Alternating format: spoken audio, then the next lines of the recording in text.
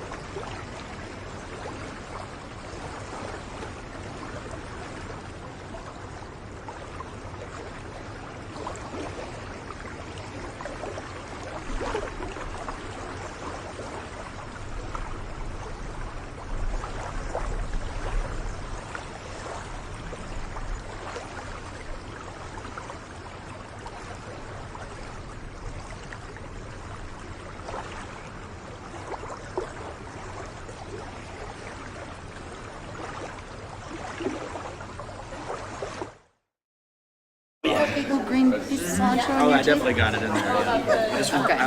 I don't feel like I will be smiling, so I don't think it'll be a problem. You're not talking to anybody. I'm not smiling at you. No teethy grins here.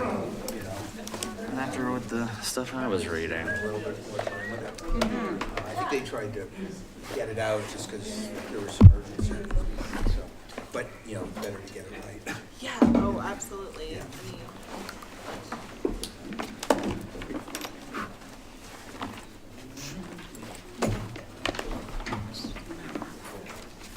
Hey, well, good evening, everyone. It's 6 o'clock, so we will go ahead and get started. And first up, we have the South Arc Fire Protection District IGA discussion.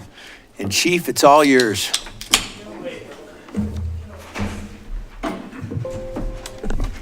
All right, guys, thank you very much. First, I want to introduce some board members, and they wanted to speak on behalf of the IGA. That's Fred Jackson, he's a board member, Jeff Graff, and then Harold Starbuck is the president of the organization. So, gentlemen, if you'd like to come up.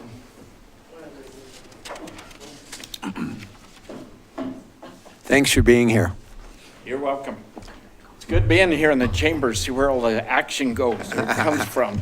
The good decisions, the bad ones. I've been in here in the city hall one time, my picture's on the wall going into the bathroom. Better off being on the wall on the outside instead of on the inside. Most definitely. But anyway, we just want to come here and be able to discuss the IGA tonight. It's really an important topic to all of us with working with the city and with our South Arc district. So I want to give you a little introduction maybe about where South Arc Fire Protection District came from. Back in 1953, there were about 6 gentlemen that didn't feel they had adequate fire protection because they were outside the city limits. So they got together and they formed the South Arkansas Fire Protection District. So that was very beneficial. And then they were able to raise some money to buy their first used fire truck from New York. So they did that, and they used it for years just to supplement Salida's fire department also. So then so that was from 1953. So we've had a good relationship for 70 years with Salida. It's been a great relationship, and we'd like to keep it going that way. And they were very fortunate in about 1980 to purchase the building that where the bays are now that houses all the equipment, the apparatus. And so it used to be a Skelly gas station up front and a drive-through car wash where the bays are. So they got that in 1980. So from 1980 up to about 1990, we just had a volunteer fire department. And at that point, they realized that it was time to come up with our first IGA with the city of Salida in about 1990. So there's been a IGA in the works since then. So it is 2 different entities, 2 different fundings, but the goal is to have one common goal to provide the best firefighting apparatuses and employment, well-trained. We're very fortunate to have that connection with the city of Salida. Thank you. Thanks, Harold.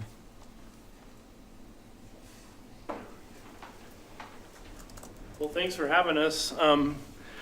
Again, my name is Jeff Graff, and I just wanted to go over some other things that we just wanted you to get kind of our position as the fire district here is that we view this as one community. You know, even though we're separate, we're all in this together. We want to be able to provide the best fire protection that we can for no matter where you live.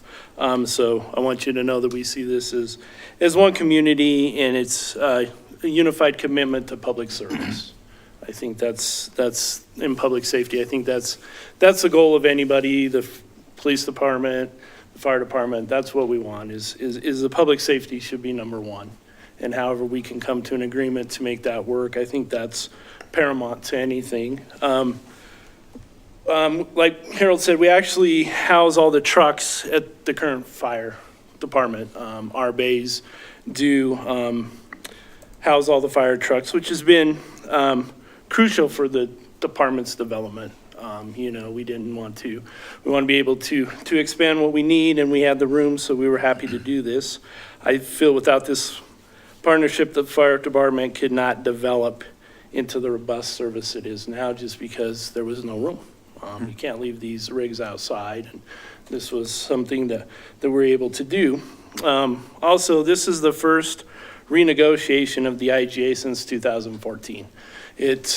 I don't want to say rubber stamped, but it just kind of, it was there. Nobody wanted to change anything. We just kind of went on down the line with kind of a rubber stamp, so to say. Jeff, you said 2020? 2014. Okay. Yeah. The goal is to make this agreement meaningful and protecting the future of the fire service, just in general for the community. And I feel we as a board and in talking to the fire department are currently facing two major challenges, which I don't think is unique to the fire department. I think it's unique to every department that you guys manage, is the rapid growth and adapting to the rapid growth of Salida. I mean, we're all feeling the rapid growth, and we need to keep up with it. And the second is retention and recruitment.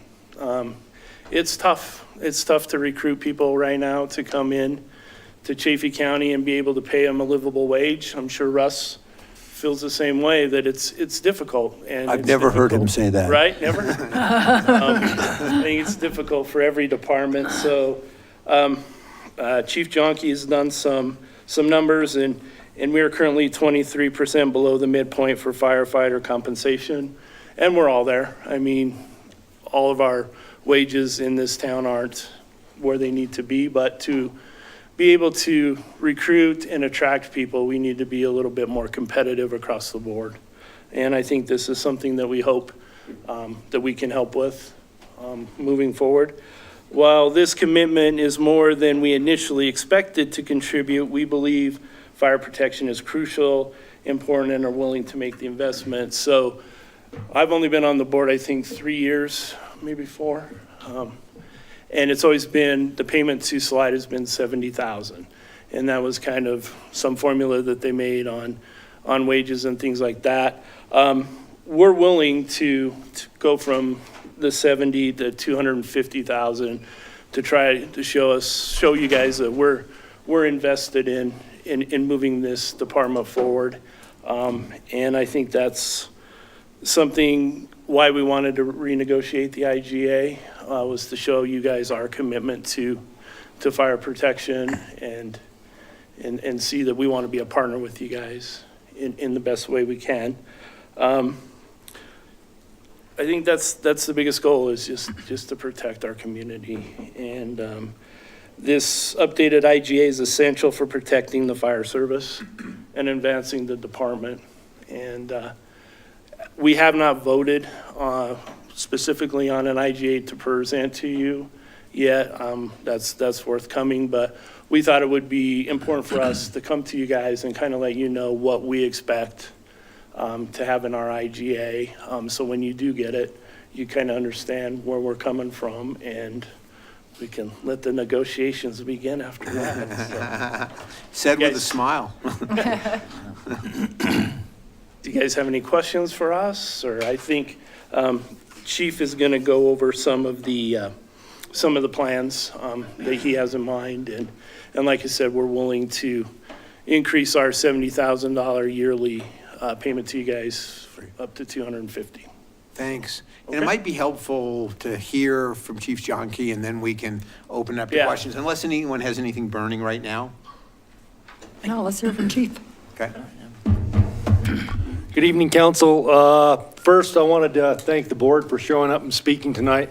Not everybody's into public speaking, and so I definitely appreciate it. But really, I'm proud of these guys because it's really a forward-thinking agreement. And it does go forward to address a bunch of things instead of just being an amount. It's really trying to address some problems that we have in the fire service and that we really do need to address to make sure our citizens are safe. So I'll kind of go over the mechanisms and some of the things we're looking at. Like Jeff said, the agreement you have is a draft agreement. There's going to be some language changes that probably come into it, but the intent is going to be basically exactly what you see in front of you. So I'll go into that a little bit. First, all the improvements outlined in the IGA are fully funded by the South Arkansas Fire Protection District. So they realized that during this time when the city's under a bit of a strain, that they wanted to come in and make sure that we stabilize our fire service. So that's what the agreement was. There was a misconception that it adds financial strain to the city. That's not true. The math shows that it does pay for everything they're asking for. They will contribute $250,000 to Salida. What Jeff didn't mention though is that they are also willing to contribute $150,000 to a live burn facility, a training facility, which is hugely important. And it's been identified in several studies in the past as something that the district needs to grow and to support the fire service here. So I'm proud of them for that as well. Additionally, they know that firefighter fitness is an incredibly important thing, and they're willing to contribute an additional $15,000 to firefighter equipment. But like I said before, it's not just about paying for fire services, it's about preserving the fire service in Salida. What this IG is going to do is going to tackle some long-standing issues that people have identified, but nobody's really run out to address. So I'm proud of them for doing that. And as we go through these points, remember, like Jeff said, our midpoint, this is a study conducted by the city prior to my arriving, we're 23% below Colorado midpoint paying firefighters. So what does the agreement do? First, it ensures safe staffing levels, which is important. We're not going to drop below the current staffing levels we have now. I think we all know that we probably need more, but at least we won't drop below that level. So that helps stabilize the fire department and secure some safety. It clarifies the financial and maintenance responsibilities of both parties. Basically, both parties will take care of their own apparatus, and I'm the guy that will ensure that that gets done. This is a really neat one, and I thought it was important, is we're trying to use the old firehouse for a workforce housing program. So the office portion of it will be basically freed up and be used any way the city sees fit. But what we're going to try to do, and kind of like a pilot program, is to see if we can't use the upstairs to attract firefighters. Because quite frankly, at $60,000 wage, when we hire them, they don't have enough money to rent or to buy, so they get stuck. So this is going to be a good option for us to make sure we have firefighters. Not only that, we're going to try to use that in our reserve program. So people that want to be firefighters, they might be able to use that program as well, so they have a place to stay, so we can have that extra staffing that we need. Because what folks don't know, like we had a big gas leak the other day. When we're out on that and we're out for hours, we have to call our other firefighters from off duty to come in and cover so we can still cover our calls. So if we're able to attract those reserve firefighters, we have some place for them to stay. That's going to be important for our safety as well. Here's some key things that I think are very important. Number one, it creates a step plan to provide firefighters with a clear path. Right now, we have gentlemen that don't know how much they're going to get paid from year to year. There's nothing written down that says when you go from this position to this position, or if you go this many years serving as a firefighter, this is what your pay will be. I have a gentleman that has 10 years on the job. He's paid now $3,000 more than a gentleman that I just hired. And that's just not right. They have to have a clear path as to where they're going. We provide that in the police department, and this IGA helps that provide this for the fire department as well. It creates a means to save for post-retirement health care. There's a program that saves tax money for both the firefighter and for the city. You're allowed to invest into an investment account and then use that for premiums, tax-free when you retire as a firefighter. It introduces a medical trainer position, and that's for compliance and education of our people. We have to make sure all of our EMT licenses are in compliance, but more importantly to me, as opposed to each shift trying to train themselves, we're going to have a very consistent message coming, so I think we'll be able to up our medical game as well. We're going to establish a swift water training program. Right now, we depend on the Headwaters Group to train our guys to get them certified. I'd like to see us bring that in-house, and what we want to do then is have more exercises, more community exercises, and we'll be able to, instead of paying someone else, just handle that task by ourselves and potentially train other responders in the valley. We're also going to try to create the rank of engineer. So we have a certified driver operator operating each apparatus that pulls out of the firehouse. We talked about this. This is one thing that's not funded on the city side, but it is funded on their side. And I think this is kind of a neat thing. We were sitting around and we were talking about how can we fund fire apparatus because they're extremely expensive. An engine's coming in at about 1.2 and a tower's coming in at over $2 million. That's just the structural stuff. Imagine those hitting the budget this year. And they really are due because it takes about 4 to 5 years for them to be built. So we're trying to come up with a way to do it. And for me, responsible expenditure of tax dollars is important. And it's just like if we're buying a car, we save the money we need until we can afford that car. So what we did is I worked with Amy and we came up with the idea of an apparatus reserve fund. And basically the council will state what amount it wants to put into that fund. And then South Ark is willing to put up to 20% of that matching amount going into that fund. So basically, over the years, you'll build, and it won't be as effective the first time we have to use it, but as you go down the road, it will be effective in helping save the budget from getting these giant impacts to it from fire apparatus. And that's nothing we can control, that's completely out of our hands. But they're willing to help with that. And I also want to point out that they fund all the wildfire apparatus in the community. As a matter of fact, they're looking at spending an additional $1 million in the upcoming months to make sure our fleet is strong in that area as well. It includes a cost sharing for fire department planning studies. So should we plan on doing something else or working together on impact fees or whatever, both groups can split the cost of the price on that. We talked about the $150 for the live burn center and the $15,000 for the equipment. And I think it opens the door for a much greater efficiency as well. The importance of the agreement is it really does address a lot of issues. As I go back through some of the historical documents and studies, these things have been brought up over and over again. They just haven't been addressed. So we're really trying to move forward and address those so we can keep the department moving in the right direction. The important thing to me is when we found out that the city's budget strained, it's really important that we didn't impact the budget further. So this picks up the cost of doing all these things. They're massive improvements for a minimal cost, really. And the one thing that Jeff mentioned is we're faced with some growth. We're faced with some very serious growth in the valley. This helps us to attract and retain people, so we're able to address that growth, which is hugely important. Remember, though, even if we do get this approved at the rate it's at right now, we'll still be 13% behind. Still 13% behind. So we're making good strides. We're not there yet, but we're making good strides. And I think that's an important, and it shows something to the firefighters as well. I think also that the step scale is going to be similar to what the police department has. So an employee knows, hey, if I'm going to dedicate my life 30, 35 years to the city of Salida, this is what I can expect. Mm-hmm. So I think that's really important. It gives them something to believe in and something to look forward to. The funding of the fire facility.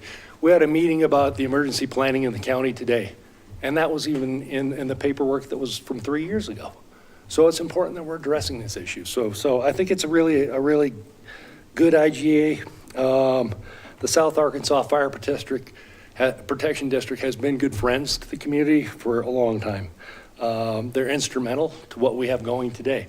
Like Jeff pointed out, all the area where the fire trucks are parked right now is not owned by the city of Salida. It's owned by the South Arkansas Fire Protection District. The city owns the one single bay where the antique fire truck is. And that's how the fire department lived for a long time before these gentlemen came and said, you know, we can help, we'll provide this. So they've been providing housing for a long time, and now it looks like we're gonna provide a little housing for them for a long time. So that's kind of neat as well. They've supported us when we needed equipment. They've supported us when we needed resources for training. One thing that I think is really critical is they really developed a robust wildland fire team, and that's really critical to the safety of our community. If that isn't on your radar, wildfire most definitely should be. The only way I can explain it is we're two fire departments, but our relationship's vital. We act as one fire department. I am in both fire departments. He is, and that's the way we react. We're never going to ask where you're from, what community you're from. There's no line for us. We're just going to help. So I think it's important to understand that the city of Salida is completely surrounded by the South Arkansas Fire Protection District. And their real one responsibility has been to try to stem wildfire where it can. So they're our barrier for wildfire. And on the other hand, we're their barrier for everything else. So when there's a structural fire, a hazmat call, a technical rescue call, then we go to help them. But remember, it's the same guys. It's absolutely 100% the same guys. I've been in this business for over 31 years. I've never seen a relationship like this, but it works. And this IGA helps it to work. So in closing, I just want to say the new firehouse is incredibly appreciated. We do appreciate what you've done there. It was important. We're replacing a 124-year-old building that should have been replaced 50 years ago. The life cycle for a firehouse is 75 years. So it's not a luxury to replace that building. It truly is a necessity. It truly is a necessity. But what we need to keep doing is keep building the fire service so we can address the growth that we're going to be faced with. So what I ask is once we get done with the legal language, that you guys take a good hard look at it. And if you have any questions, I'm more than happy to help. But if you could support us in this endeavor, I would greatly appreciate it. Thank you, Questions? Chief. Thank you, Yeah. Chief. Who'd like to begin? Just a clarification on who owns what and where that line is. So where is that line exactly? And how do two entities own the same building and then divvy it up? Like, what is that? Is it Well, like walls? Harold said, part of it was a filling station and a car wash a long time ago. Okay, yeah. And the two-story portion of it with one bay is what the city owns. Okay, and so it's divided by a wall? It's not, there's a door there. Oh, okay. Yeah, So there's a door. So there is no So like. we treat it as our firehouse, and that's what I'm saying. The two departments are intertwined incredibly, yeah. Okay, thank you. Can you say more about the workforce housing? What do you envision being there, like an apartment where a firefighter could also live with their family, or would it be more like dormitory style? More like dormitory style. And quite frankly, the people we're attracting are young firefighters, so most of the ones that are be eligible would not have families for it. And looking at other programs across the state, what's been effective is like a 5-year program to say that, hey, you could potentially live here up to 5 years. Now, we're gonna try to do it. The firehouse is old, it needs work and that, but it's definitely on our radar. It's something that we wanna try to accomplish, because if you can't afford a house, you're not gonna join the fire department. This is not gonna happen. And I know that Mountain Zone Fire for the Forest Service also struggles with workforce housing for firefighters. Is there an opportunity to partner even further there? Yes, there is always a chance for partnerships.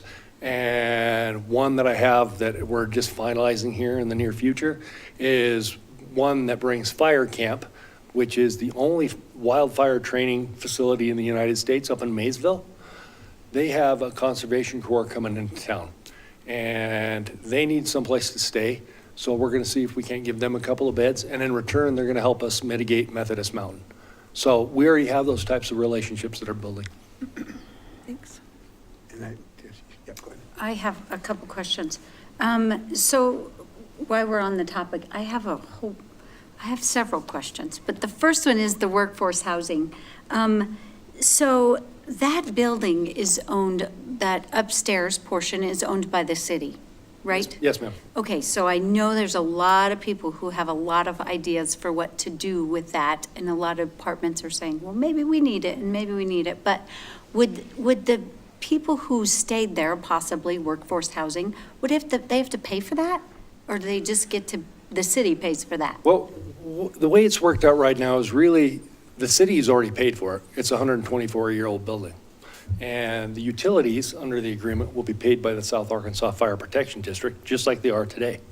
So we don't really have a need for the office space underneath. That would still be available for whatever department needs it. What we do want to use is the gear storage and the upstairs, and that would be beneficial. The bonus to that is we do have those firefighters living there, as opposed to just sending 3 people out the door. We can send how many ever people are living there to respond to our emergencies. So it'd be a massive benefit to public safety. But there would be no cost to the firefighter. So they would Not have at this their time. wages And plus I'm working through some of that, Councilwoman, because yes, maybe we should have something, but it's going to be a minimal amount. It's not going to be probably over $500 a month to stay there. And remember, it's a dorm-style building, so it's not like you're getting a bunch of privacy or anything like that. It's really just a warm cot to sleep in. And how many beds or how many people do you think you could house there? How many do we have up there, guys? Do you know? No, I'm glad. Yeah, same thing. 13 beds. I'm sorry? 13 Oh, beds. wow, okay. Yeah. Yeah, that's quite a few. So my next question is, so are your call volumes increasing There's- from last year, 23, 24? They're steadily coming up, yes. And it's been my experience, and we're getting real close to this, is when you hit the 10% mark in the fire service, it seems like it goes 10%, and then after that, it's 10% every year after that. So it's going to be an exponential increase. But yes, we have seen an increase in call volume. Okay, and is that fire calls or medical? Mostly medical calls, and this is something that not everybody realizes, but our guys are all trained to EMTI status. They are able to administer drugs, and they're the first ones on scene most of the time. The concept in the fire service is simple, is that when you call, we're going to show up.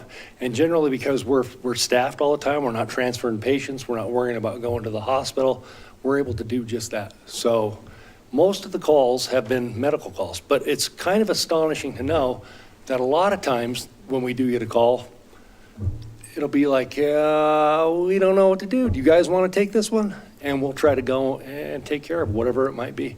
So it's anything across the board. Today it was gas leaks, and it was replacing smoke batteries this afternoon, and a bunch of medical calls. But yes, we do run a ton of medical calls. Both. I'd say, yeah, probably 85% of the fire service as a whole is medical calls. Okay. So number 3 on here with the equipment and the vehicles. So it says each party may use firefighting equipment and vehicles owned by the other party to respond to emergency calls within the city or the district. So who do we pay the other department? Do they pay us if the engine or whatever the equipment is that's being used? No, not really. We don't pay one another. It's a cooperative agreement.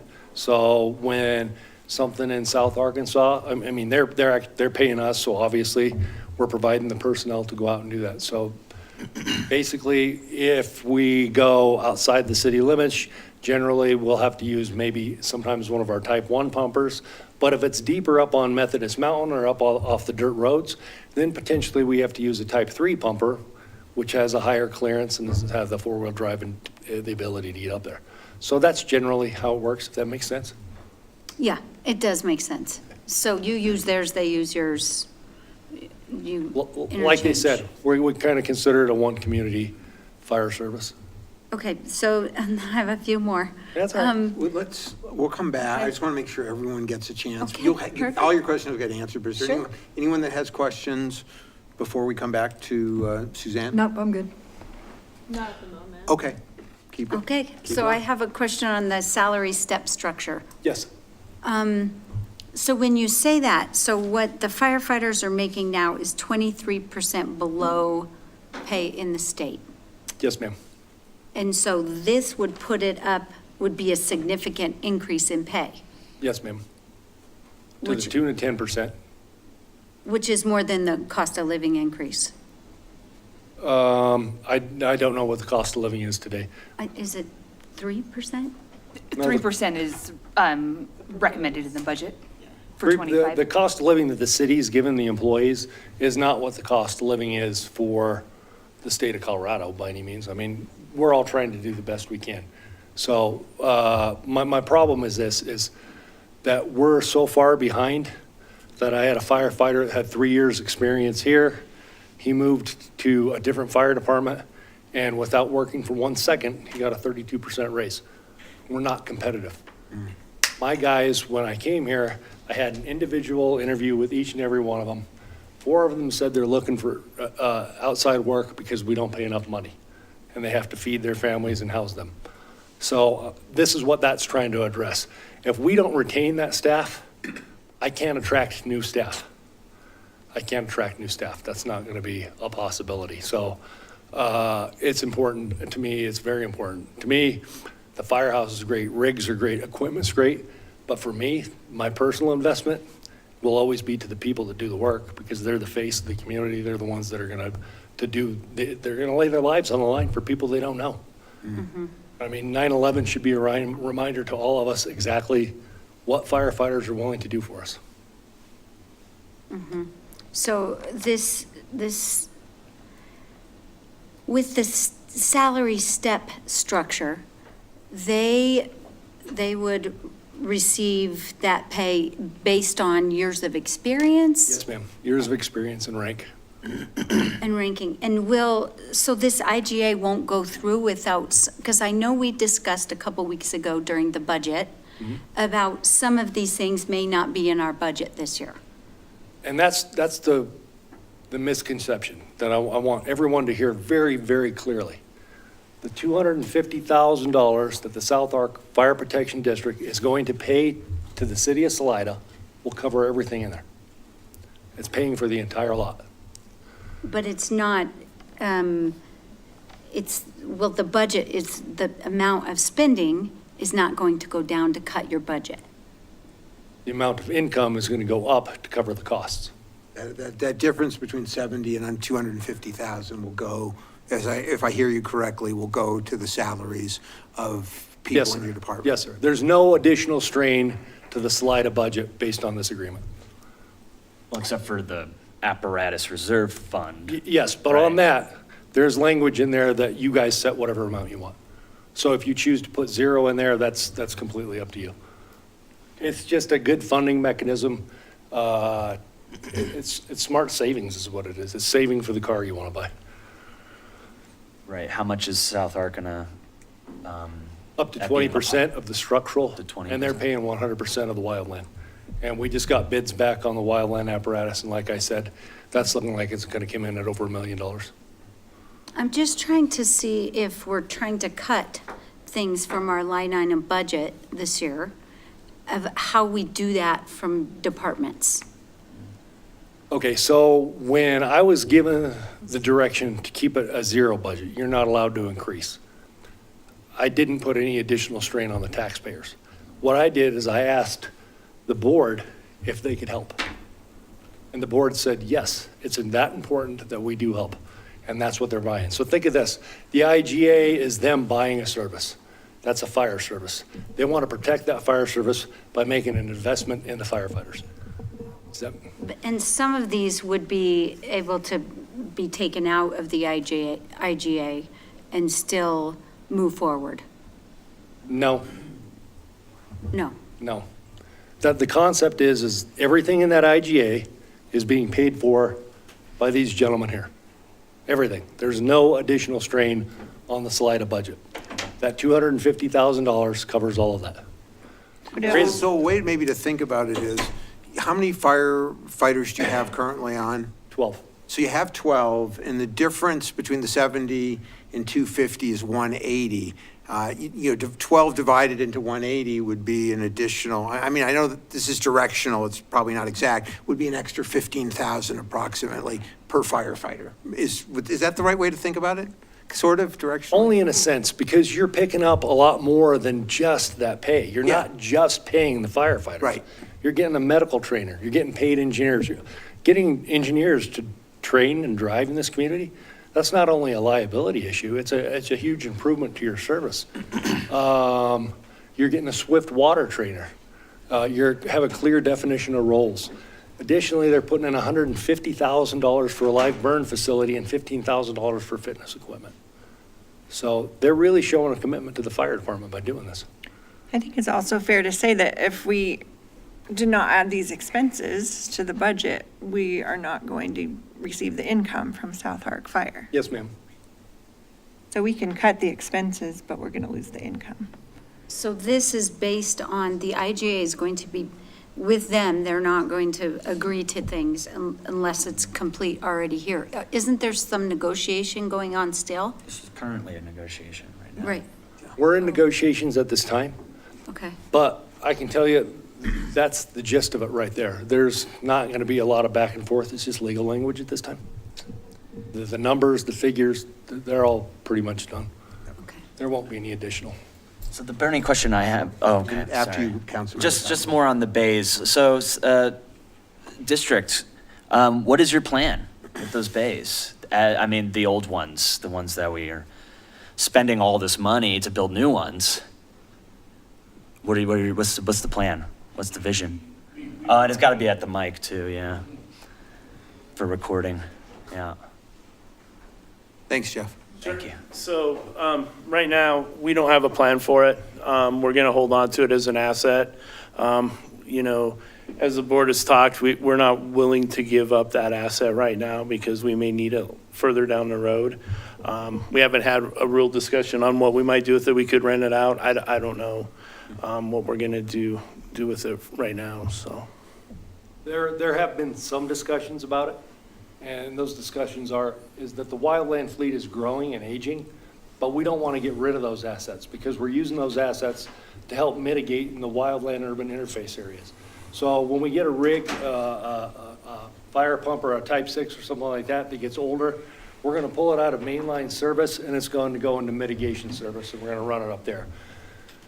So the concept of the firehouse is to bring all of our assets under one roof, our hazmat trailer, the wildland equipment that we can use, all of that, bring it under one roof. So our on-duty crews can respond immediately.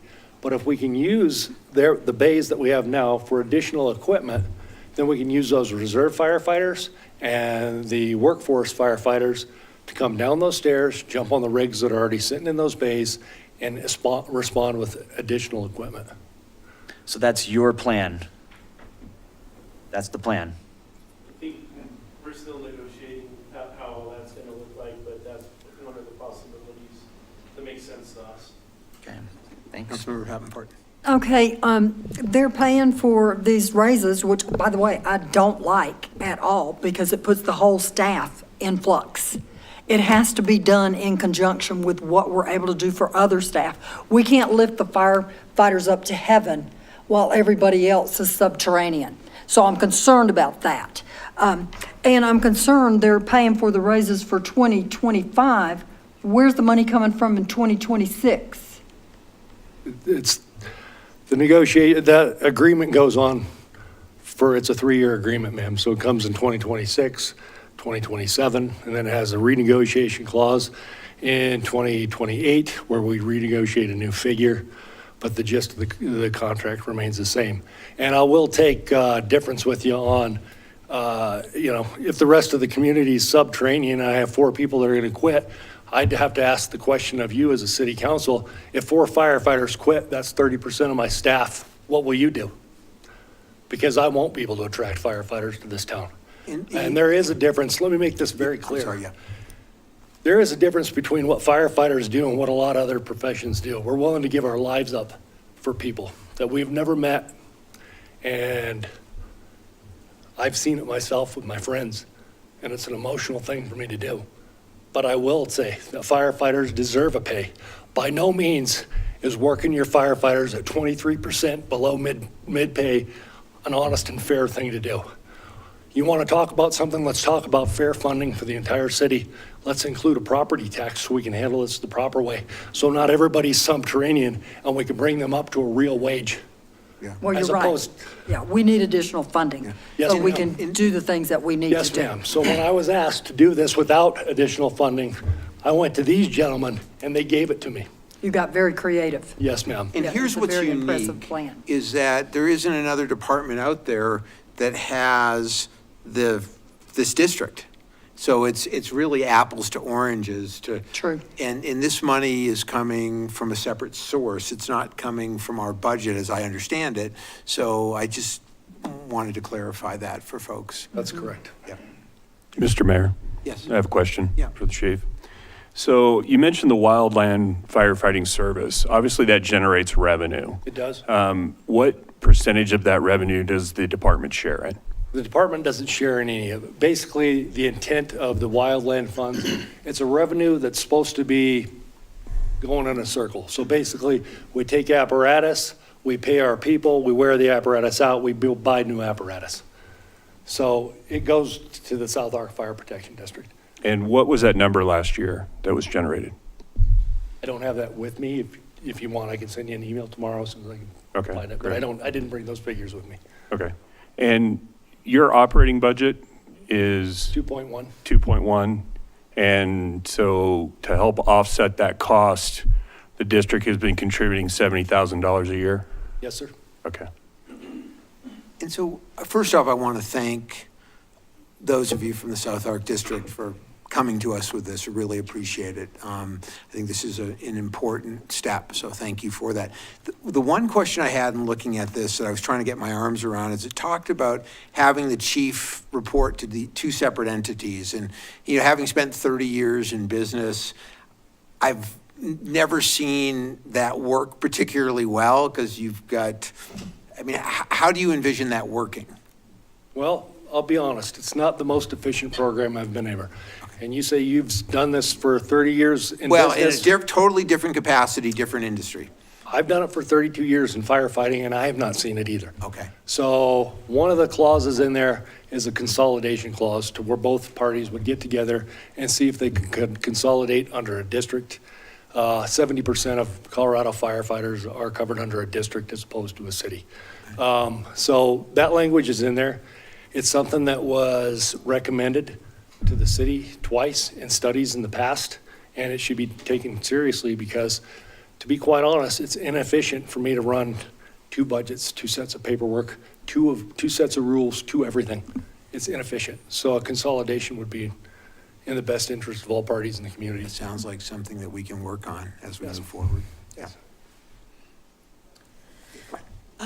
So Chief Jonke, I just want to say thank you for all that you're doing. I really appreciate you trying to find funding from somewhere else with the budget that we have. So I guess what I'm understanding from all of this is that we can put maybe for this year, for right now, because of our budget, $0 for the apparatus reserve fund. And that could be what we agree to for right now. And that is because of how tight our budget is.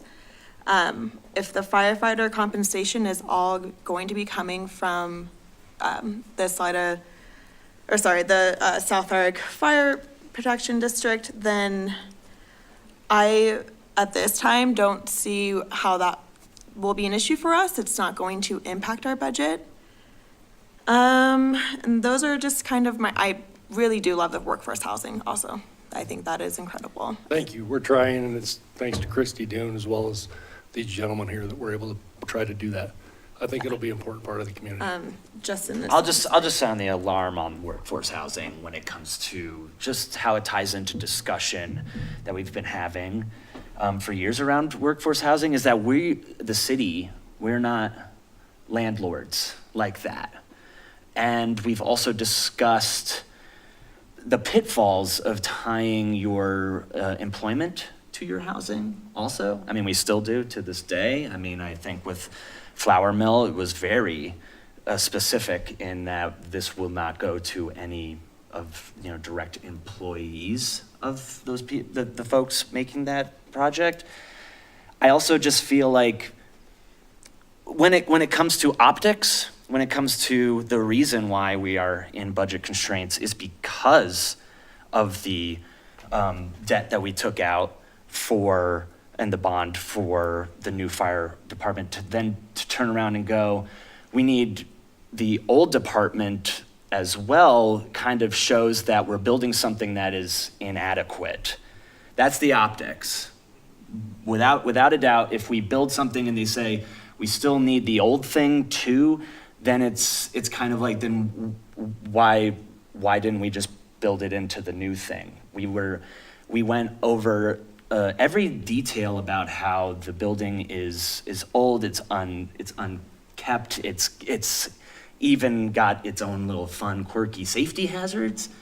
So to turn around and go, we would be landlords to a housing project that's tied to somebody's employment in a building that we've already really well established ought to be sold to go towards the bill that we're footing for the new fire department. Just doesn't look good. And I have to consider like how I explain that to my constituents. To answer that, Councilman, you forgot that It wasn't a question, Oh, though. I'm sorry. Oh, wasn't? It wasn't. It was a statement. I mean, it's not like, I'm not asking for coaching on how to relay that message. That's exactly what it looks like. That's exactly what it is. So that's something to just consider in your decision-making on this council. That's all. Not a question, just something. to If keep I in mind. may on that issue, you Yeah, forgot that it also has its own funny smell. You did forget that portion of it. Sure. But it really does state in there that it's the city's property and the city can do whatever it wants. The concept is try to use it for fire housing, but if that doesn't work or if the city deems it necessary to go a different direction with that property, it's absolutely written into that IGA. So it doesn't tie your hands in any way, shape, or form. I'll just add a statement on that, if I may, You may. that I appreciate the creativity, the collaboration. I appreciate how you're taking care of our firefighters through this request. They are very hardworking, laying their lives on the line on a regular basis, and they deserve to be taken care of. And with the workforce housing, it seems like temporary housing situation is what you're looking for, which is going to be very necessary, not if, but when there's a large-scale wildfire in the area. And I appreciate the kind of resilience that you've thought of in building that in, as well as housing the mitigation apparatus that you talked about as well. I think that I really appreciate how resilient that's going to make us as a community for when that catastrophe happens. So I think it would be great if we do use it as workforce housing. It would be great to see separate quarters for different genders. That's an issue that we talked about previously, and you do have men and women working in firefighting. And it would be great to hear a report about how it's going, Yes, ma'am. at least on a yearly basis, if it does get used that way. I promise that. And I think the important thing to consider is that in that situation, these are people who would otherwise be probably camping on the football field and using porta potties for bathrooms. So that's the alternative for that kind of housing. And I'll tag on to what Dominique said. You wouldn't be the first one to do something like this. The hospital has got housing around because they can't bring in their doctors without that. And so it certainly is a legitimate and brilliant strategy to create some simple dormitory style of housing so you've got more people in play. It totally makes sense to me. Thank you, ma'am. And I think unless there's anything else burning, I just wanted to make a closing comment. Before I do, is there anything else from anybody?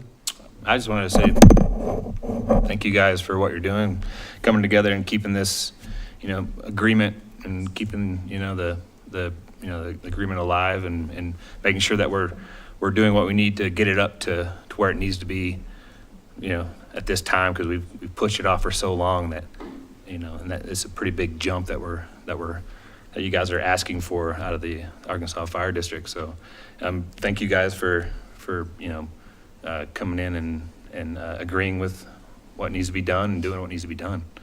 And other than that, and I guess you said earlier that the lifespan of a firehouse is 75 years. Is that? Yes, sir. 75 years. Is that up to like today's building standards, or is that kind of? I got a hunch This one will last you about 200 years. Okay. This one's You're overbuilt. not going to have It's- to, you're not going to have to vote for another one. Thank during goodness. this Yeah. Our kids will both be dead long before that one comes up, I Thank promise you. you That's that. all I got. Yeah, thank No, you they're guys doing a very much. I nice job appreciate on the construction of the it. new Yeah, one. thank you, guys. So I just had a quick comment. One of my closest friends spent over 30 years on the Chicago Fire Department.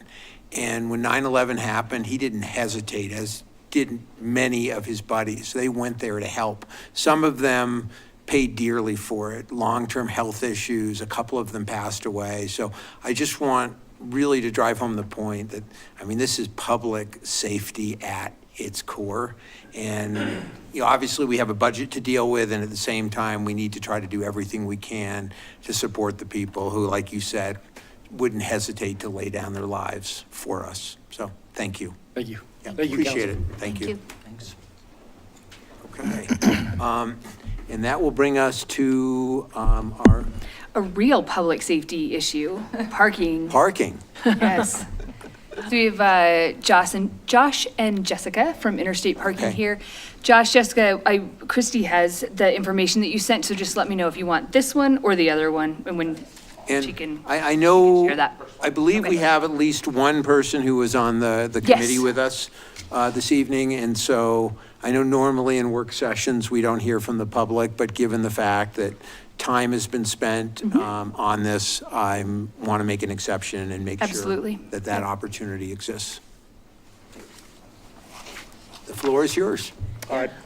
Thank Bet you. you can't guess which one of us is Jess and which one of us is Josh.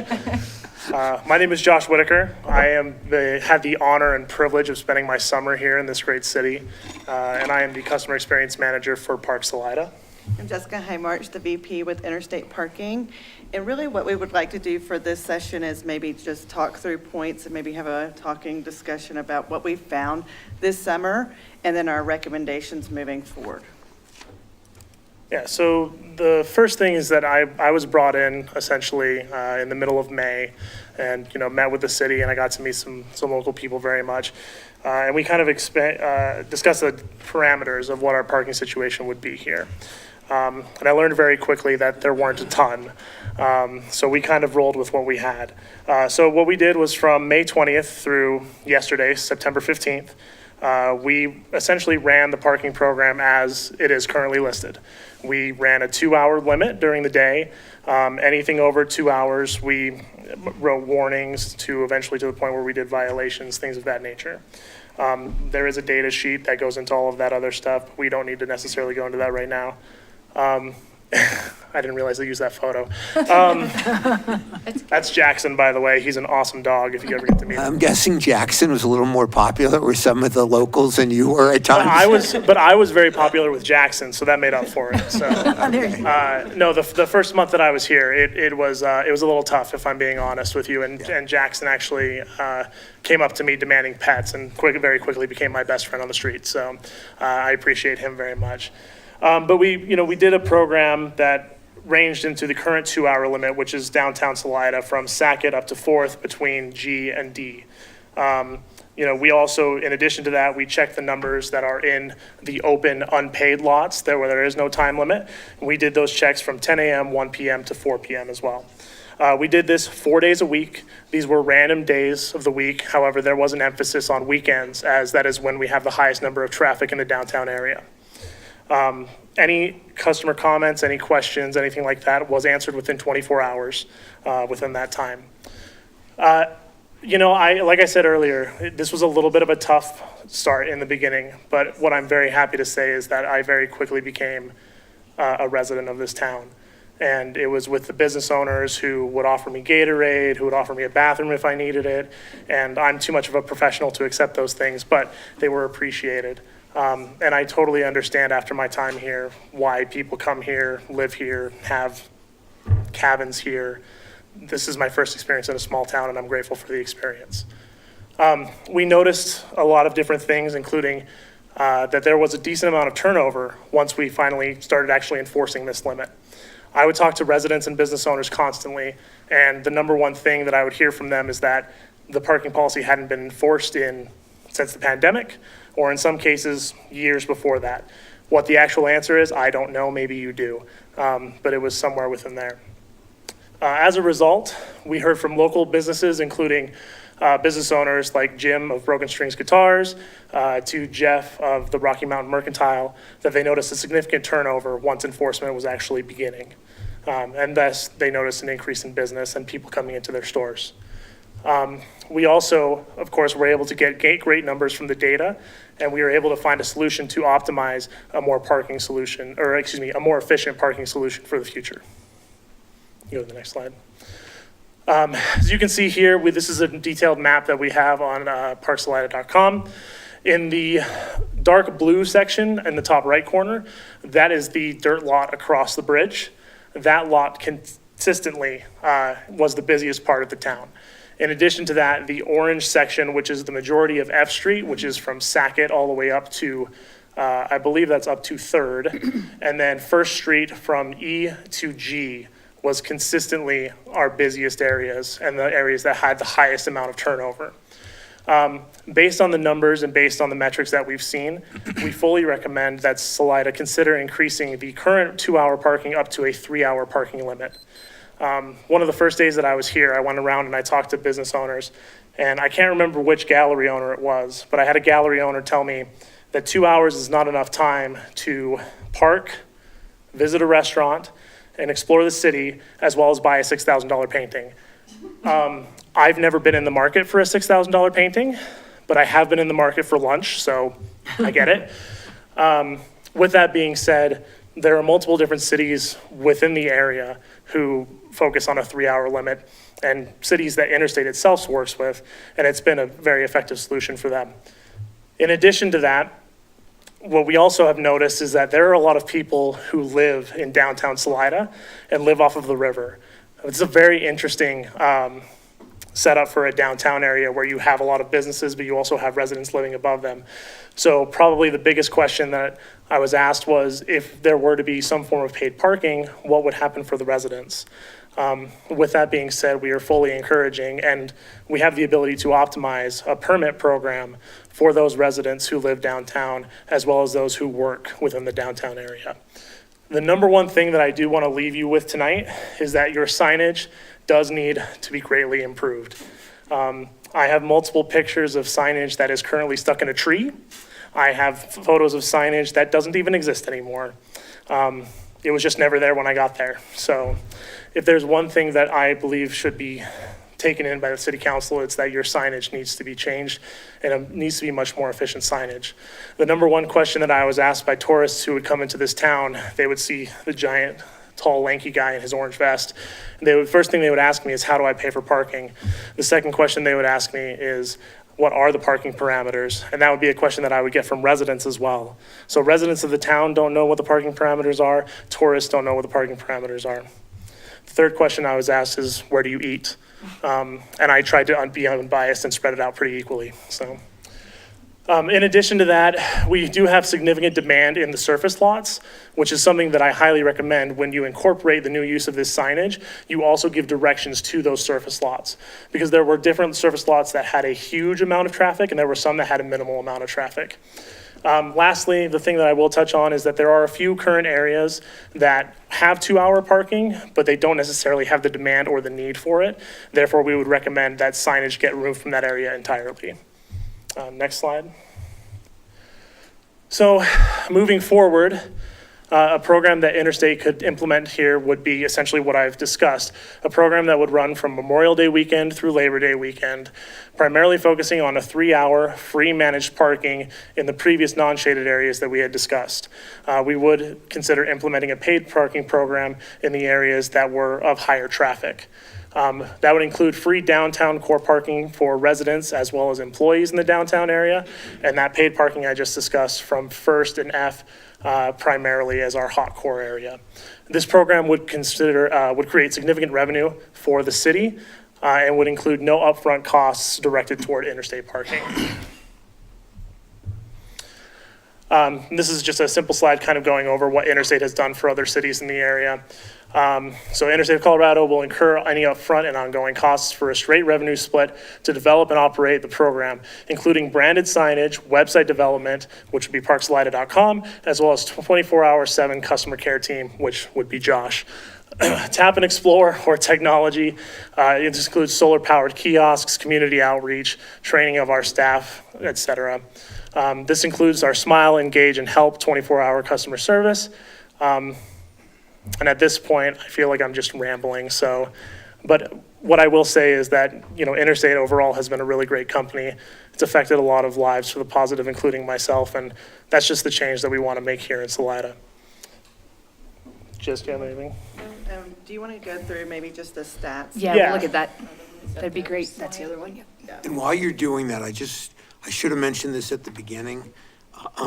When all of this came about, we had a community member who stepped up to help us with the parking committee, and tragically, Jim Miller, lost his life recently. And just a moment of silence for Jim. He was such an amazing contributor to this community, and just a moment of silence for him, please. Thank you.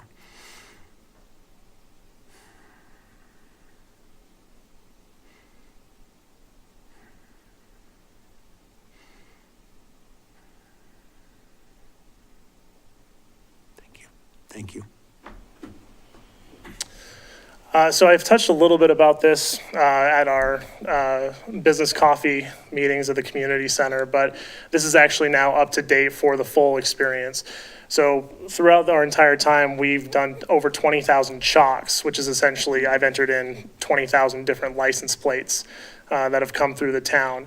Of those, 14,000 of them are different individuals. So these are individuals who came through for one day, and then we never saw them again. So we at least had 14,000 different people throughout the downtown area. And keep in mind that I was only out for 4 days a week. This is not the full 7-day-a-week experience. Of that time, only about a 40% space utilization rate. That might seem a little bit misleading, but I kind of want to give you some details in terms of that. As you can kind of see here, you'll notice that F Street as well as 1st and 2nd Street are the areas where we had the majority of those chalks. What that indicates is that this is entirely the big hotspot area of downtown. It's where the majority of residents as well as tourists are parking their cars. They essentially want to be as close to the river as possible when it comes to parking. Areas such as 4th Street and 3rd Street, as well as Sackett, didn't necessarily see as much traffic. However, those are due to a smaller amount of parking spots as well. So you don't see a ton of that as well. Obviously, the busiest days of the week were Friday and Saturday. No surprise there. If you want to go down a little bit. So this is just the total amount of infractions and warnings that I issued throughout the city. Based on learning things that when I first came here that, the residents hadn't had any sort of enforcement in years, I decided to implement a 3-strike policy, which for those of you who aren't familiar in baseball, 3 strikes, you're out. So I decided to do 2 warnings, and then after your 2 warnings, that's when we actually issued violations. So I believe the number is actually a little bit higher than this, but we issued quite a bit of warnings, almost 600 there, and then about 50 violations, as you can see from the data. Our biggest hotbeds, again, were F Street and 1st as well. Next slide, or down a little bit for me. And then this is just the total utilization. If you were to go through this, you would see that the average amount of time taken from 10 a.m., 1 p.m., and 4 p.m. is that overall, you're only looking at about a 50% efficiency. This is partly because you are getting 100% peak in some areas, but in also other lots, you're getting really minimal people in that area. The lot next to Safeway, the concrete lot next to Safeway, is a perfect example of that. You're looking at 60 spots there. I don't think I ever saw more than 25 people, and that would include on a busy weekend like a 4th of July or a FIBARC. So a big part of that signage that I think could be implemented by Interstate is that if we directed people towards these lots so that we could properly utilize those spaces that we do have, you would see a much higher utilization rate, and it would be a much more efficient experience, especially if we leave those lots free, because that's what I've gathered is a big thing for residents as well. At this point, that's really all that I have prepared. I would be happy to answer any questions, and I would fully encourage questions because I assume I'm going to get some. So, Would like to begin. Okay, you said that, there was 1,400 or whatever the number was of individuals. I'm curious 14,000. if you have any sense of how many people that you had repeated encounters with were working downtown? So the 14,000 that you're referencing are actually one-time individuals. Right. So I only saw that license plate once throughout the entire experience. That data to me says that that's a tourist or that's somebody who is driving through. What I believe the metric you're asking about is the 7,000 residents or the people who I saw more times, the feedback I got from them. They love the 3-hour plan. That's a huge priority is increasing it to 3 hours. That's definitely the biggest feedback that I've gotten. That would be the number one thing that I would say. So Josh, you had a sense that quite a few of those people lived downtown and quite a few of those people worked downtown, but you didn't really have statistics on that. I did not ask every individual if they work or no, I did not. The people that I did talk to who do work downtown, most of them primarily get downtown via bike. So employees driving downtown isn't a huge thing that we see.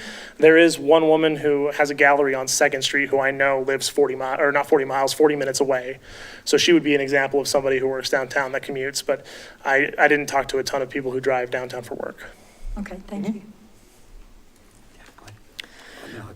What, the residents that were living downtown this summer that didn't have, the free pass that could be implemented by Interstate, where were they parking this summer? Well, a few of them decided to continue to park downtown, which is why our violations were as high as they were. We definitely had a few individuals who decided that they just wanted to continue to rack that up. Other people, there are untimed lots, so a lot of people would go and just park in the untimed lots. We do have some people who, there's a back section right behind Safeway where people would park there. And then BMO, I mean, maybe I'm ringing an alarm here, but BMO has never actually towed anybody out of their lot according to the residents, so. Interesting. You mentioned that there are some areas that you think we should remove the 2-hour parking. Yes. The first thing I'd like to say is that I like the shirt you had on earlier. So Sweeties is one of my favorite places. So there are a couple of specific areas. The first one is that there's a small section on G Street above G Street above 3rd. There's a brand new tattoo parlor there, and then I think there's like apartments right above that. That is actually an area where we're missing signage. So while I did incorporate that in the data, I was never able to actually write any warnings of violations in that area because I couldn't enforce it. There was improper signage, and ethically I didn't feel right doing that. So that's one section. The second area is there's the honey shop on 3rd. That's 3 parking spots. I've maybe seen 10 cars a month there. And I went in and I spoke with the manager who said that it wouldn't be a big deal if the 2-hour parking was removed from that section. The other thing you have to remember too is that entire section of that street. So the street has Safeway, and then there's also Mo Burrito as well as residents next to it. None of that is timed. And none of that area has ever been full unless it's like FIBARC or 4th of July weekend. So it just doesn't necessarily make sense to have 3 random parking spots right there. The third section that I would recommend is all of 4th Street, which is only 5 parking spots, which is right in front of a part-time dental hygienist office. She has spoken that she would prefer that the parking does stay in there. However, what you'll notice from the data is that it is the smallest total number of cars that we've seen through the entire experiment. I think I would have a different opinion if it was a full-time operation, but it's not. And the times that we actually saw any cars there were on these Saturdays during farmers markets. So it doesn't necessarily make a ton of sense to have a 2-hour limit there if it's not being utilized. Lastly is that I would consider removing everything from Sackett entirely.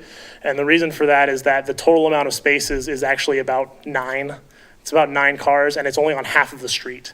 So you have you have the spots on G through F on one side of the street, and then you have nothing on the other side of the street.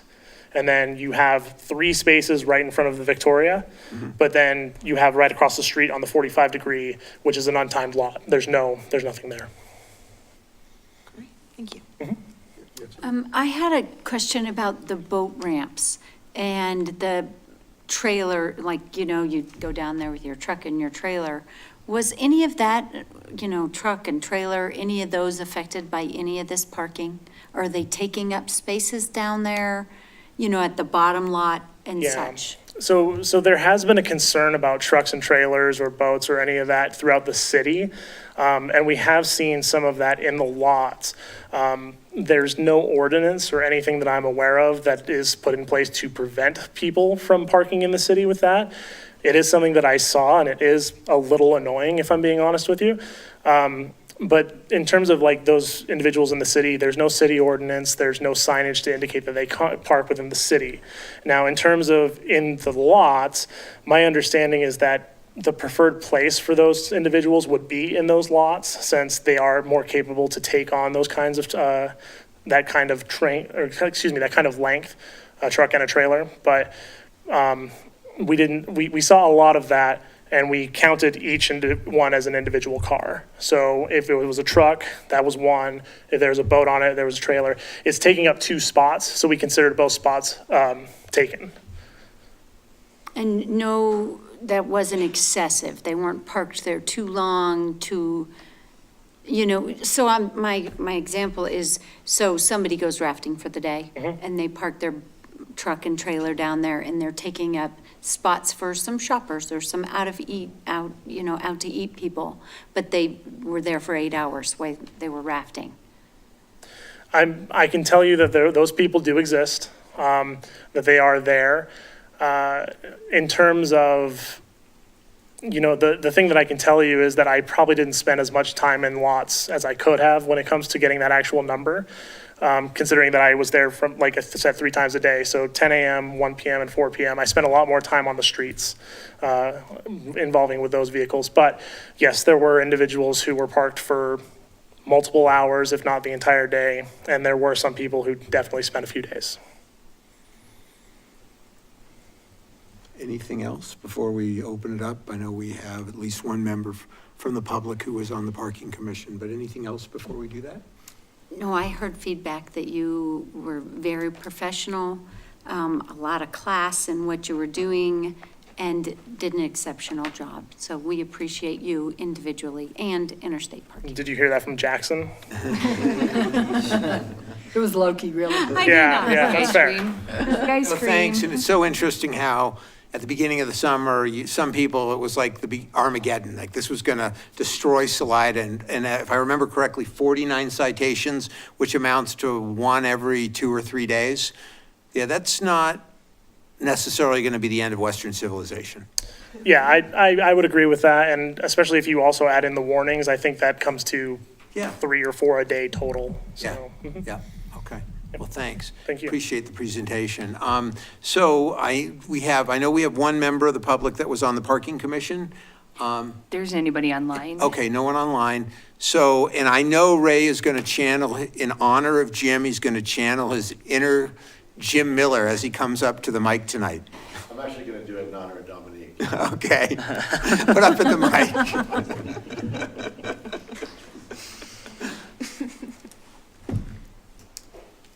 I'll start off by saying I echo what Susie said about the professionalism. I thought Interstate did a nice job. I heard a lot of nice things about the gentleman. Keep in mind that when you say, Dan, there's only 49 citations, that's because there was 600 warnings. Warnings are done now, so citations are going to go up significantly. But let's talk about the examples that were given of, talking to the community and stuff like that. A guitar shop, a couple other small shops, an art gallery. That's great. I mean, I think Interstate could have done a lot better job of reaching out to the businesses. I mean, I, for one, I employ 130 people. Not one of them told me that they wanted to pay for parking. I have, we probably averaged between 1,200 and 1,500 guests a day, customers a day. I never heard one of them, say that they would like to see paid parking. I haven't heard from any businesses downtown that really are looking forward to it. I mean, everyone agrees that we have a bit of a parking problem, although I will sit there and say that he just, by his own admission, just said that we want to free up some places that are currently managed. There's lots that are empty or not at near capacity. So I feel like we're trying to solve a problem that we don't really have. My biggest concern is that it changes the vibe of the town. You know, the comparison of other towns, you know, are places like Breckenridge and Crested Butte, you know, that either have severely limited space or none at all in some cases, like Crested Butte. But they're not the same kind of town that we are, you know, and it changes the vibe here. It really takes away, you know, something that I think is great about this community. There's, you know, I always tell people that, what do you love most about Salida? And I said, you know, it's the last town in the west of Colorado that has a soul. You know, there's a real downtown, there's real people, it's a working class town. You know, and nobody, you know, people bust downtown, they want to grab something real quick, you know, they don't want to pay for parking. I don't want to pay for parking. I think it's a hassle, and I think the real, you know, and just so you know, I'm not speaking for the entire committee, you know, although I can speak for, you know, Jim and I were, well, obviously close friends, and he talked me into being on this committee. But you know, he didn't want that either. You know, we really wanted it to be organic, you know, just find your parking space. I can't speak for the rest of the committee, although in meetings we did, the preference was to not pay for parking. I mean, the elephant in the room is the railroad property. We've already gotten 2 different contracts with the railroad to expand parking. Let's get another.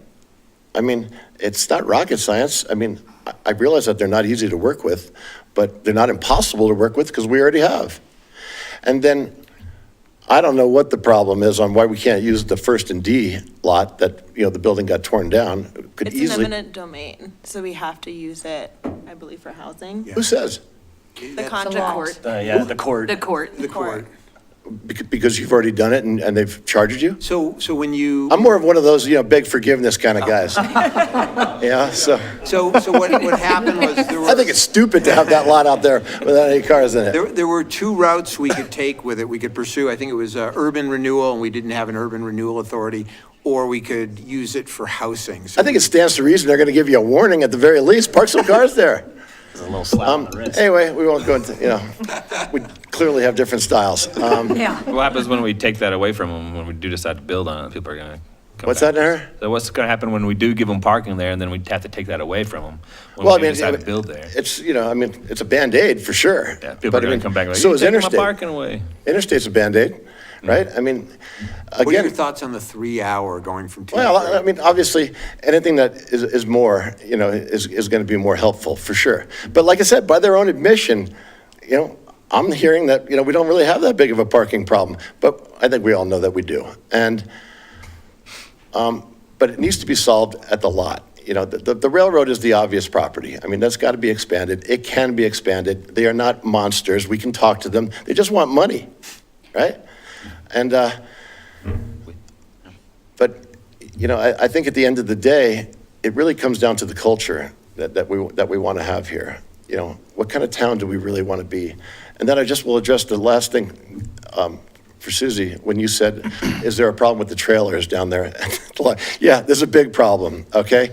Because it's not one trailer. It's 5 trucks that come in, or bus that's pulling a trailer, pulls in there, and then takes up dozens of parking spaces all day long, okay? It's a pain. Now, I mean, since you guys are, you know, so against breaking the rules, you know, we can't use the D lot or whatever, you realize that right now you're breaking the contract in the parking down there right now. There's no contract with the railroad for a boat ramp there. You know, none. You know, you're already breaking some rules, so let's break a few more and make some stuff happen. You know, I mean, Yeah. if you're going to throw that at me, I got to throw that right back at you, right? course I mean, you that's will. only fair. That's only fair, right, Dominique? Local courts are a little more hard-ass than UP. I've never seen anybody from UP around. You know, they're not inspecting. I mean, obviously, we just got the data. It's September 16th. So we're going to have an opportunity. We'll reconvene the parking committee. We'll have I mean, nothing's going to happen tonight decision-wise, but other than just having the data reported to us and getting feedback. Here's what I'd like to know from Christie, you know, as a member of the parking committee and fellow members. Is this the end of the contract now with Interstate? Yes, it is. Completely ended? Yes. Okay, so I think this is a great opportunity to continue being who we are, a nice, friendly town that doesn't have paid for parking. It's not that big. And, you know, quite frankly, all the stuff that the gentleman named off, we can do anyway. I mean, he's really talking about directing and, signage, losing some, all stuff that we can do, losing some spaces, all stuff that we can do on our own. I mean, I think they're nice people, don't get me wrong, but I think their company is appropriate for the Breckenridges and the Vales and the Aspens and the Crested Buttes. We are not any of those people. We are a very unique community that's friendly and should be fun and easily accessible. Okay, thank you, guys. Thank you. And we will be reconvening this parking committee. So thank you all, really appreciate it. And that takes us to the budget. Stick around for this one, Ray, this one's Yay. fun. Stick around for the budget conversation, it's fun. I don't think you want me to. Yes. I'm probably not. I may not be ready I'm for not that. old enough for Ray to stick The minute he around. leaves the building, lock the door. I know. Thank you. Don't go, guys, don't go.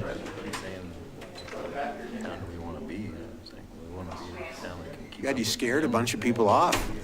I know. Budgets are so interesting. I'm like highly insulted. We wanted to bring the budget back one more time. As you recall, we left it last time with us taking up all the time of our work session. We had an ending time limit on it. And you didn't really get a chance to fully ask questions. And then I realized I couldn't really respond on the spot to some of your line item questions. So we asked you to submit questions to Christy and that we would respond back to you. We have done that, thought that I'd bring the results that needed to be brought to the public out and make sure the rest of you saw the responses and give you a few other updates. So can I control this? I'm sorry. You should be able to. Control is an illusion, Amy. Oh, there we go. There you are. All right, so council members reviewed line item details and submitted questions to staff, and I will say there were some good questions.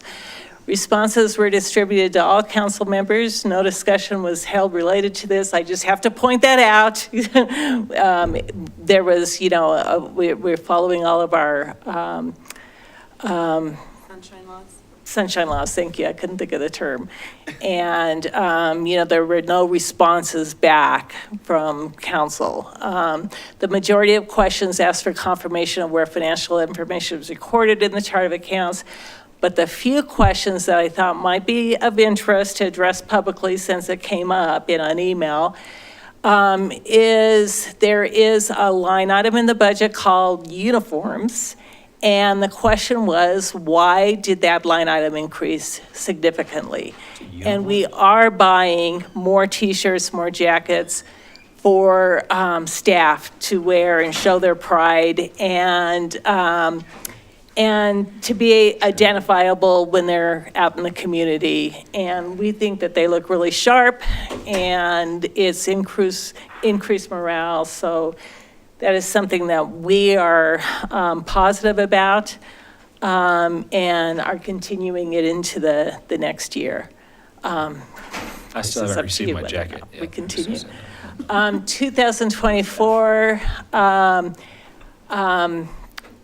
it was pointed out to us that the registration revenue looked really high in comparison to the projected revenue for '24. And that is because we did not have the right amount in the budget. So we adjusted that since that was pointed out to us. The budget, actually in 2024 budget is $60,000 for registration revenue line item.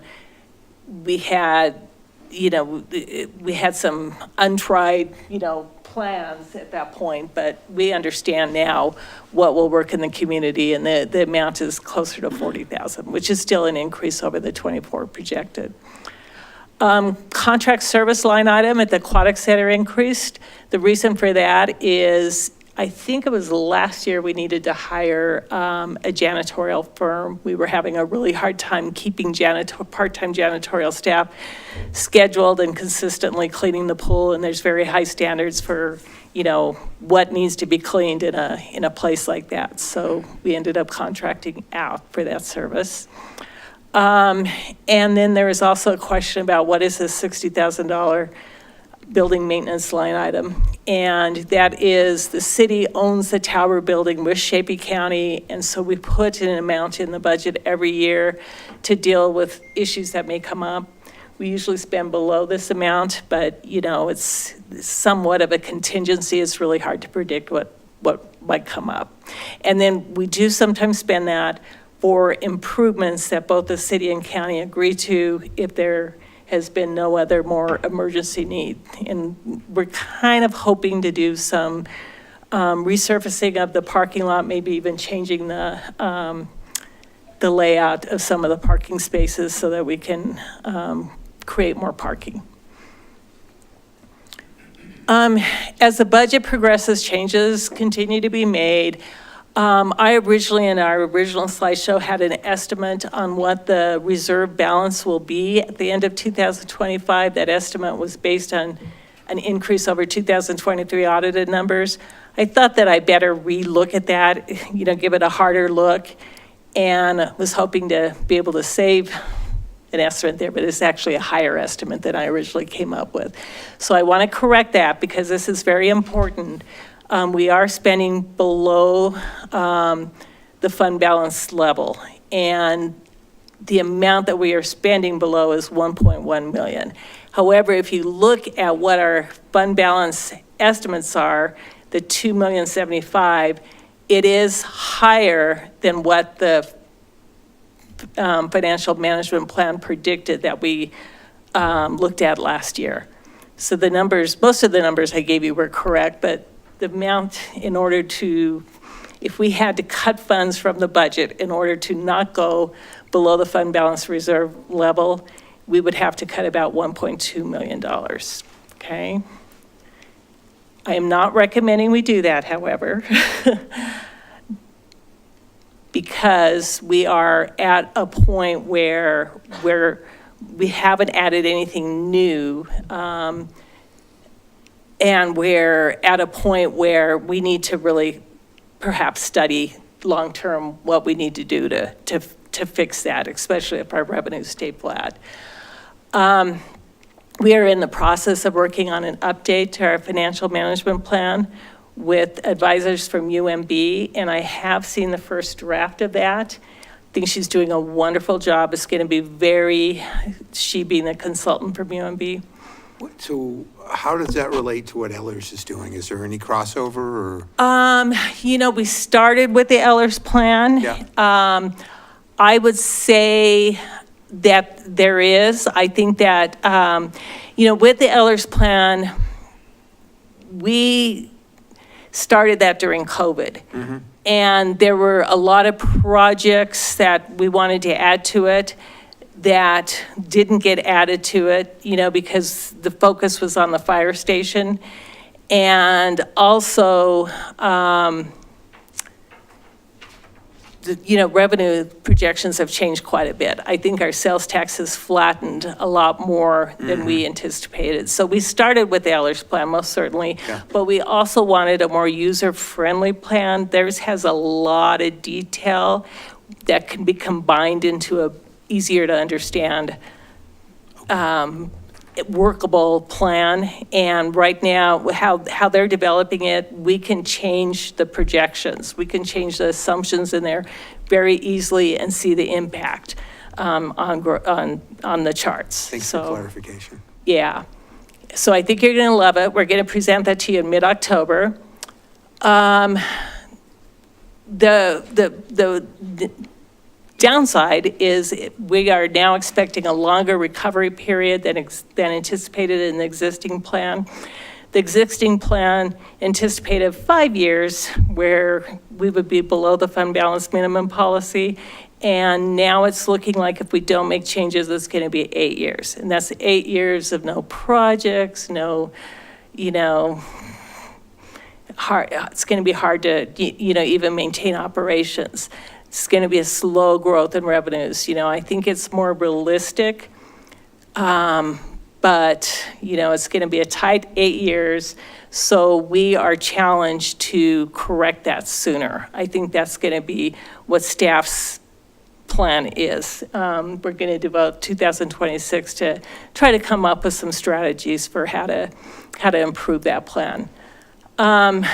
We're anticipating new revenue, reduced spending may be necessary if growth is not sufficient. You know, the original plan relied very heavily on continued growth, population moving into the city at a very high rate. And I think that is happening, but it doesn't necessarily equate to an equal percentage in sales tax spending, sales tax revenues. So what our being staff's increase to sustainability is, you know, first of all, we're all fully aware, we've talked about it in management team meetings about the spending constraints and pressure to increase revenue. So we'll all look, you know, for new ways next year. The financial management plan will add clarity once we refine that. Might not be as bad as what it looks like right now. Once we really get into it, there's still more scientifically looking at some revenue numbers. A staffing study is underway. We've hired a consultant to help us with any right sizing that we might need to do, and increased inefficiency. And you also have all committed your November 9th Friday to helping with the financial sustainability strategy plan, the start of it. And that's going to also provide some insights next year. And we're starting to look at Salida's tax base in comparison to other municipalities. This isn't something we can do much about without the citizenry supporting. But, you know, we are seeing that our revenue that we get from taxes is a lot lower than other similar cities. We only have a sales tax. We don't have property tax. Our sales tax, in 2021, I pulled the rates from 25 other towns in Colorado, and towns and cities, and the average sales tax charged by these municipalities is 3.7%. We're at 3%, and then most of the average mill levy is 6.6 mills, and we're at 0. So very, very low tax revenues compared to other communities. And it's just something I'd like to start raising awareness of and seeing where that goes. We had another finance committee meeting today, and I just wanted to remind council that the Treasurer and Finance Committee has recommended not doing certain things that were in the budget related to the fire station, the step and grade, and the reserve, the apparatus reserve fund. So far they're still in there.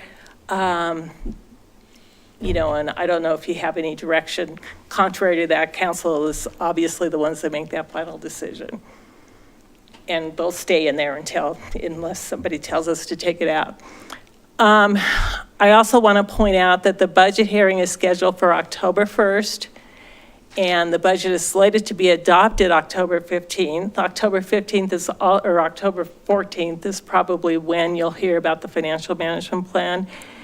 You don't have to stick to that timeline, but I don't really see a benefit to extending the adoption of the budget unless you have any specific direction on what you want us to study now before that budget is adopted. We technically have until December 31st to adopt the budget.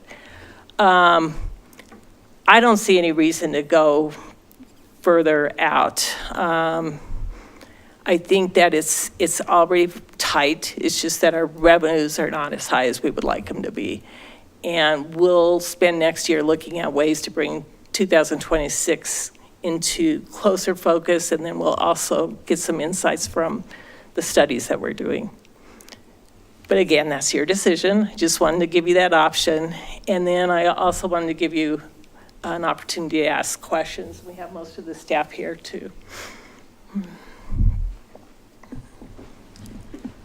Amy, could you go back to that bullet, the Treasurer and Finance Committee recommendations? Mm-hmm. Yeah, that was kind of fast. Did you say that? Yeah, we talked about it last meeting also, but yeah, at the Finance Committee meeting, there was a recommendation to not fund the step-in grade market adjustments in the fire department, that this wasn't the best year to be doing that. I think Aaron has explained, that he has a new revenue source coming in to support that, though. And same thing with the apparatus reserve fund. And I will say that the apparatus reserve fund is going to take council action, so we will have to bring that back to you so that you can commit those funds, after the budget's adopted. So there's still another step on this. So the incoming revenue doesn't change the finance committee or the treasurer's recommendation around that step? No. And we've always said that the approval of that is subject to the IGA being approved. If the IGA doesn't get approved, then we won't be able to implement the step-in grade. So those are tied together. Okay. Are there other reasons that I'm not catching that it wouldn't be recommended even though it's needed in order to generate that income? I feel like I'm missing something. The finance committee was just trying to find ways to shave from the budget to reduce the amount that we have to dip into the general fund. Was like the value of, say, the sale of the old fire department considered into those calculations as opposed to? Since there's been no action on that, no, those items were not discussed. And I can say from the finance committee standpoint is I don't think we realized that the IGA was tied to that step-in pay grade. I think we were under the impression that those were different things. That the chief was asking for a step-in pay grade for his department, and the IGA were separate. I think that we're seeing that they are tied together now. If they are separate, then we would see it as we were receiving the $250,000 from them, and we were not going to do the step-in pay. And so that way it would put $250,000 back into the general fund. So that would be a way to cut the budget. I see. Is that the way I'm Yeah, explaining that? Councilmember Fontana, that is correct. We didn't have the specifics around the IJ when we made that motion in the committee. And we got a lot of clarification. And we were talking about this year. We weren't saying we're never going to do this. But we just Correct. felt like because of the firehouse, we wanted to delay it a year. Mm-hmm. And we did discuss it today, and we all agreed that our recommendation still stands. Is what? It still stands. Okay. That was our reasoning. Does that make sense? Because we thought we were putting $250,000 back into the budget from a different revenue stream, instead of just sales tax, putting that back into the general fund as being received. I see. And then we wouldn't spend the $180,000 in. That it was just going to be like some free money for the Yes. general fund. Exactly. Okay. Kind of like. Well, that. I think part of, the commitment for the partnership, we built a big new fire station Yeah, and, gotcha. yeah. So they do owe us some more money anyhow. Right, and we thought, well, you'll use that 250 to make The budget better. and such. And the apparatus fund is exactly like Councilmember Martin had said. If we put 0 in there this year, that doesn't come out of the fund. So that would be our way of trying to balance the budget more, at least in the finance committee.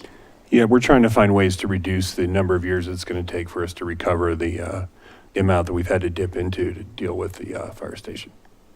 So that it doesn't take 8 years.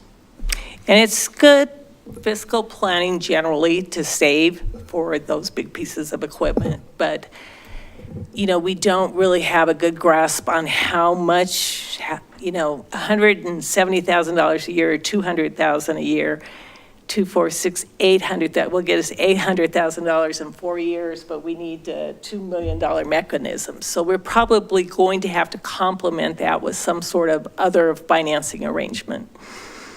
Just to let, give you that heads up. The equipment is extremely expensive, and 200,000 will help, but it's not going to get us all the way there. We're going to still need more financing.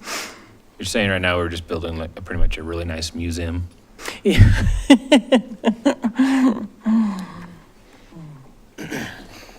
Any other questions? Yeah. I would like to see what, how things factor in with considering the option, at least, of a sale of what we have in that, in the value in that old fire station, just to see what that looks like. You're talking about just our part of it? Yeah, our part of it, how that changes the discussion, a sale of that. I think that's important considering. Just remember, it's like half a building. Yeah, But it okay. is downtown, that's prime real Yeah. estate. And it's a bit of a liability, but I'm sure people, certainly somebody bought the Storyville Theater and that, had holes in the ceiling, so I think it'll sell. I would like to see what that looks like and how that changes the discussion. I would like to see that too, also. It would obviously just have to be an estimate. Right, totally. Is that even an option to see how we sell our portion compared to what is still there? Is there an option for that? Yeah, it's our understanding. Technically, yes. They're two separate structures and two separate titles, so that's fine. There's some wonky electrical work, but nothing that someone with better electrical knowledge than me could probably figure it out, so, yeah. So technically, yes, yeah. Extrapolate on the wonky I can't, electric. no. Oh, you can't? Well, it kind of, Like dangerous or like No, like intertwined? intertwined. Oh, okay. Well, I don't know. Oh, Intertwined both. for sure. Okay. Yeah, You Councilmember didn't Catelli. minor in electrical I engineering? did not. Just checking. Wonky. Councilmember Catelli, the proceeds from the sale, what would you like to see them used for? Offset the cost of the new structure, the new fire station? Or at least offsetting the dipping below the policy minimum. Which would be a one-time Yeah, see, help, yeah. that's the challenge. It'd be a one-time revenue. Or going. And then, obviously, if we budget something, that's a continuing expense, so. Or even going towards, how that changes the time frame of the paying off the debt coverage. That's another way to consider it then, too. We're also doing a building needs assessment, Facilities planning. facility planning assessment, and that's going to be part of it. So again, we'll probably have more clarity, as that moves forward. And that is a grant-funded study that we're doing. Sure. We have like a time frame on this IGA, though. That's certainly, Is there a time frame on the IGA? sounds like it. It just keeps rolling over. There's nothing in the current IGA that can't just roll over. But it What would that, would be $70,000. all right. It would be what? I'm sorry. The current IGA is an annual payment of $70,000. Until we get it approved and signed? New one. Yes. It would Okay. be $250. And that step and pay, as the chief said, is tied to that IGA. They will not agree to that unless we agree to pay our fire department up to that percentage. Which makes a lot of sense. I mean, for a fire district to want to do whatever they could for retention purposes. Yeah, to spend it on fire. Yeah, fire But- personnel. But don't their revenue source is a mill levy? Yep, And it's not based on our sales tax? correct. It's totally separate. I had somebody ask me today, I didn't have a chance to look at the budget, but do we have money going towards the Chaffey County Community Fund? We do. Okay. Yeah, we budget 1% of our sales tax revenues goes to them, which is, it's going to be about $94,600. And just to give a little history on that, when we started it was a fraction of that. And that was just maybe 5 years ago, something like that. And 1% of our general fund sales tax, I should say, yeah. Thank you. It was also a bit like a bunch of monkeys throwing darts at a board and deciding what stocks to buy. We tightened it up by you. Yeah, it's much better now. Yes, definitely, definitely. So just to be clear, it's not going to the community foundation, it's getting distributed out through the community foundation Right. to community you. nonprofit. That's correct. Yes. In a thoughtful, methodical way. There is an administrative portion that they can keep, but it's Yeah. a pretty small fraction of it. 2%. Especially given the work they do. Anything else tonight? We'll have our public Direction. hearing and then Yeah. see how it goes. I'm sorry. I was gonna say, is there any direction that you need from us? Anything else? I don't think so. I mean, I just wanted you to be aware of the questions. I wanted the public to be aware of the questions that came up, of the update in the bottom line number, and have you recognize that we are working towards a sustainable budget and that we have a financial management plan coming about the same time that you're scheduled to adopt this, that will add clarity, and early results are scary clarity. And Amy is going to be buying lottery tickets because that's, Yeah. well, thank you, everybody. Yes, Appreciate it. thank you. Thank you. Good night. Good night. Thank you. Same time, same place. Oh, gosh.